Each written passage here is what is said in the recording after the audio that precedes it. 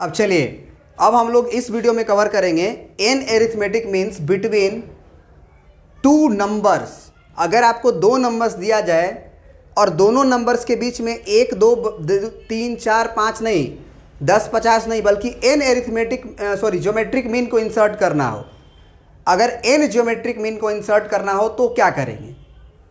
हमारे पास क्या है, दो नंबर्स है ए और बी, इसके बीच में मतलब ए और बी के बीच में हमको एन एरिथमेटिक मीन इंसर्ट करना है, G1 G2 G3 dot dot dot Gn, n arithmetic mean insert करना है।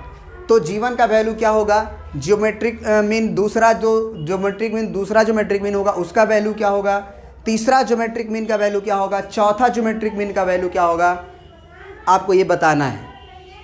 तो ज़रा याद करो, जब arithmetic mean between two numbers पढ़ रहे थे तो उस समय हम क्या बोले थे कि अगर आपको ए और बी के बीच में, सुनना ध्यान से, ए और बी के बीच में अगर एन एरिथमेटिक मीन इंसर्ट करना है तो एरिथमेटिक मीन जब इंसर्ट करोगे A1 A2 A3 dot dot An, तो ये किस चीज़ में हो जाता था, याद करो, AP में हो जाता था।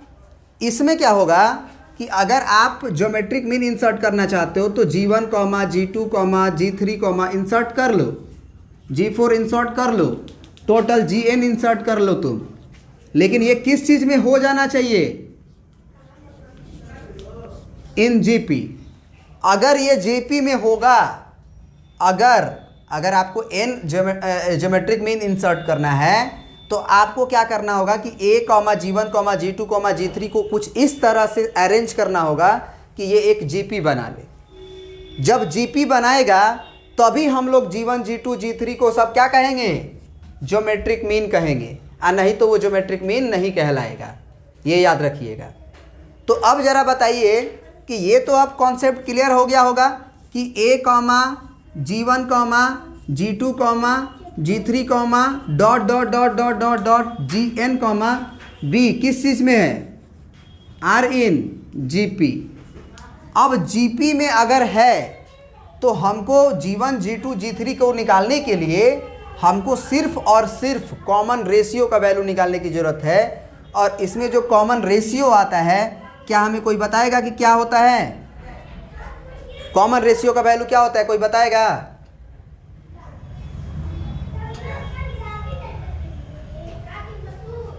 नहीं मालूम है? कॉमन रेशियो का जो वैल्यू होता है वो होता है B/A का पावर n+1, B/A का पावर n+1। अब कैसे होता है ज़रा देखते हैं। सबसे पहले आप हमें बताइए कि इसमें कै गो टर्म होगा, नंबर ऑफ टर्म्स की अगर बात करें तो कै गो होगा, n गो होगा कि n+2 टर्म्स होंगे? Here n+2 terms. कैसे n+2 टर्म्स कैसे हो गए? चूंकि आपने n ज्योमेट्रिक मीन इसके अंदर इंसर्ट किया था, तो अगर 1 से लेके 2 तक 3 तक गिना जाए n तक, तो n गो तो ज्योमेट्रिक मीन ही हो गया, और a और b मिल के 2 गो और हुआ, तो total number of terms n+2 हो गया। अगर हम आपसे पूछें कि इसमें जो लास्ट टर्म है उसके लिए आप n का वैल्यू मतलब ऐसे लिखोगे ना, n+2 टर्म ऐसे लिखोगे ना, ये ना v है तुम्हारा, समझ रहे बात को? n+2 टर्म जो है वो तुम्हारा b है। अब GP में nth टर्म का फार्मूला आपको आना चाहिए, क्या होता है याद है?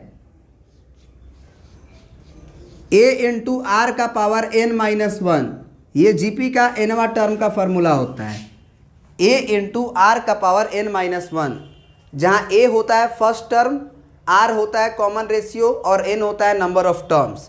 यानी जितना नंबर ऑफ टर्म्स होगा, यहाँ पे जितना नंबर होगा उससे एक कम करते हैं।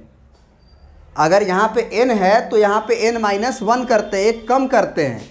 तो ज़रा आप हमें बताओ कि अगर यहाँ Tn+2 है तो फर्स्ट टर्म तो हमारा यही है, A × R, कॉमन रेशियो का मान लेते हैं R है, तो यहाँ R का पावर क्या पड़ेगा, n पड़ेगा कि n+2 पड़ेगा कि n+1 पड़ेगा, बताओ आप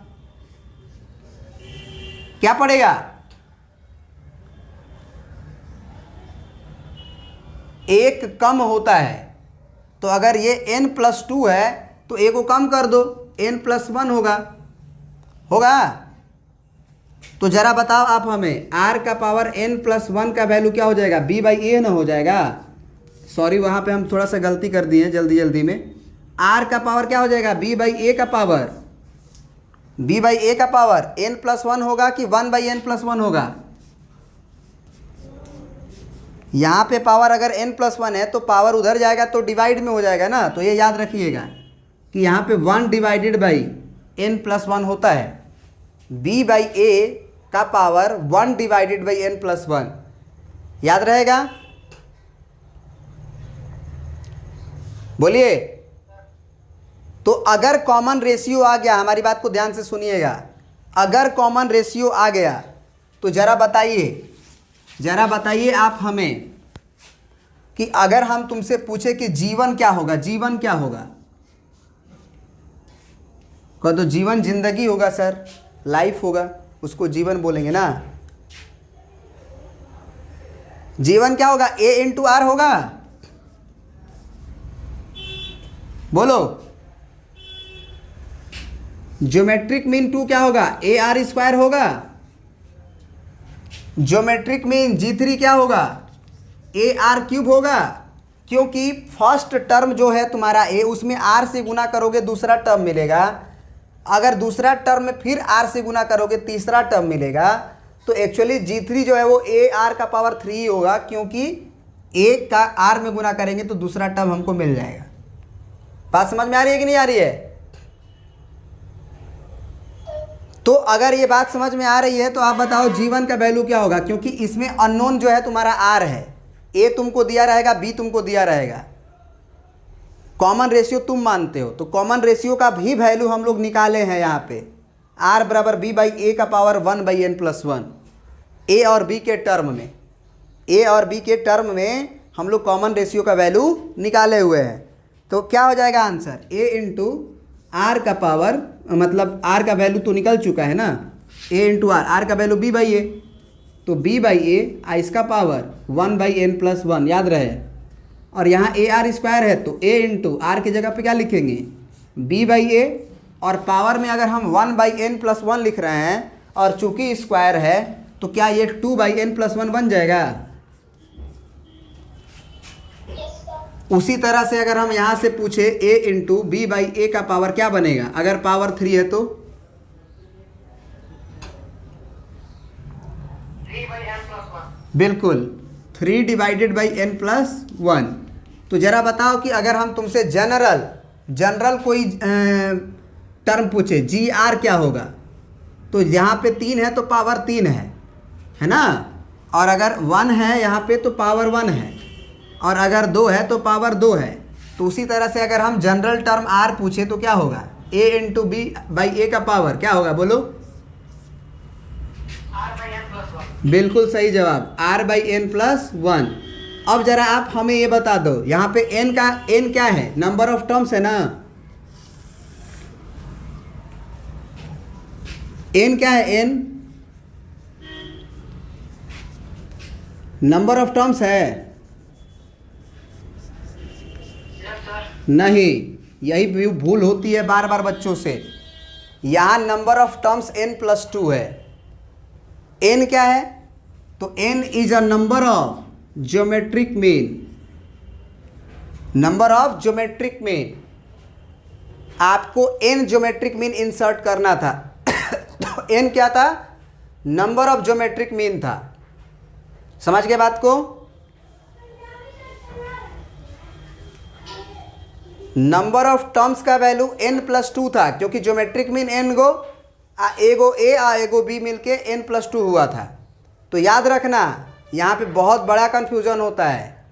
n का वैल्यू जो है यहाँ पे वो नंबर ऑफ टर्म्स नहीं है, बल्कि n का वैल्यू है number of geometric mean. Clear है? Yes sir. बाद बाकी तो तुम समझते ही हो, b बाद वाला टर्म, a पहले वाला टर्म है ना। तो ये आप याद रखना। और सुनो एक काम, एक कन्फ्यूज़न होगा तुम्हारा कॉमन रेशियो से कि ये r तो कॉमन रेशियो होता है, तो एक काम कर लो, इसे जीके कर लो। तो ये जीके करोगे तो ये क्या बन जाएगा? k डिवाइडेड बाई बन जाएगा बस। तो इसे आप प्रिंट कर लीजिए, ये एरिथमेटिक मीन्स का कॉन्सेप्ट ख़त्म हो गया। अब चलिए ये क्वेश्चन देखिएगा, कह रहा है कि insert the 3 numbers between 1 and 256 so that resulting sequence is a GP. इसमें डायरेक्टली आपको बता दिया, सुनिएगा ध्यान से हमारी बात को, इसमें डायरेक्टली आपको बता दिया कि 1 और 256 के बीच में 3 को ऐसा नंबर प्लेस करो ताकि वो जीपी बना ले। नहीं तो क्वेश्चन इसको क्या देना चाहिए कि 1 और 256 के बीच में 3 को ज्योमेट्रिक मीन बताइए, मतलब कहेगा कि 3 ज्योमेट्रिक मीन बताइए ए और बी के बीच में, या कहेगा कि ए और बी के बीच में 3 ज्योमेट्रिक मीन इंसर्ट किया गया तो ज्योमेट्रिक मीन का वैल्यू बताइए। तो निश्चित रूप से ये आपको समझना पड़ेगा कि 1 और 256 के बीच में अगर 3 को ज्योमेट्रिक मीन इंसर्ट करना है तो G1, G2, G3 को इंसर्ट करने के बाद ये नंबर किस चीज़ में हो जाना चाहिए, आर इन जीपी हो जाना चाहिए। अगर ये पूरा नंबर जीपी में होगा तब G1, G2, G3 को हम लोग ज्योमेट्रिक मीन कहेंगे। अब यहाँ पे बताइए, डायरेक्ट हम लोग कॉमन रेशियो का तो वैल्यू निकालने सीख चुके हैं, ए हमारा 1 हो गया, बी हमारा 256 हो गया, और ज्योमेट्रिक मीन में जो कॉमन रेशियो आता है उसका वैल्यू क्या होता है, बी बाई ए, और उसका पावर 1 बाई होता है कि n+1 होता है, 1 बाई n+1।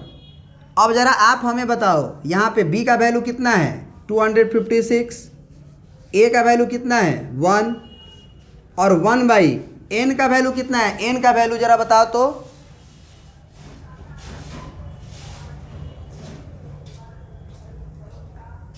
n का वैल्यू 5 है ना, 5 है ना, आवाज़ नहीं आ रहा है, n का वैल्यू 5 लेने की गलती मत करना, पहले भी बताए थे अभी भी बता रहे हैं, 3 होगा, क्योंकि जितना ज्योमेट्रिक मीन आपने इंसर्ट किया उसके अंदर वो होता है n का वैल्यू, तो यहाँ से n का वैल्यू 3 होगा। अब +1 तो ये हो गया 4, तो एक्चुअली r का पावर ये जो 256 है उसको तुम 4 का पावर 4 लिख सकते हो क्या, 4 चौके 16, चौके 64, चौके 256, बिल्कुल लिख सकते हो। इसका पावर 1/4 आया है तो ये 4 कैंसिल हो जाएगा और कॉमन रेशियो का वैल्यू तुम्हारा आ जाएगा 4। अब अगर पहला ज्योमेट्रिक मीन वो आपसे पूछ रहा है तो ज्योमेट्रिक मीन का वैल्यू a इंटू आर होता है, तो ये हो जाएगा a का वैल्यू तुम्हारा कितना 1 हो गया और r का वैल्यू 4 यानी कि 4 आ गया। दूसरा ज्योमेट्रिक मीन का वैल्यू AR² होता है, यहाँ जितना 2 रहेगा वही पावर जाता है, G3 है तो ये ARQ जाएगा, तो a का वैल्यू तो हमारा फर्स्ट टर्म है वो 1 है, और कॉमन रेशियो का वैल्यू हमारा कितना है, कॉमन रेशियो का वैल्यू कितना है 4 है, तो 4 का स्क्वायर यानी कि कितना 16। फिर आपका AR³ है तो a का वैल्यू 1, r का वैल्यू 4 का क्यूब, तो ये कितना हो जाएगा 4 चौके 16, चौके 64। क्या ये तुम्हारा समझ में आया बात की दिक्कत हो रही है, दिक्कत क्या होगी, आसान है हाँ?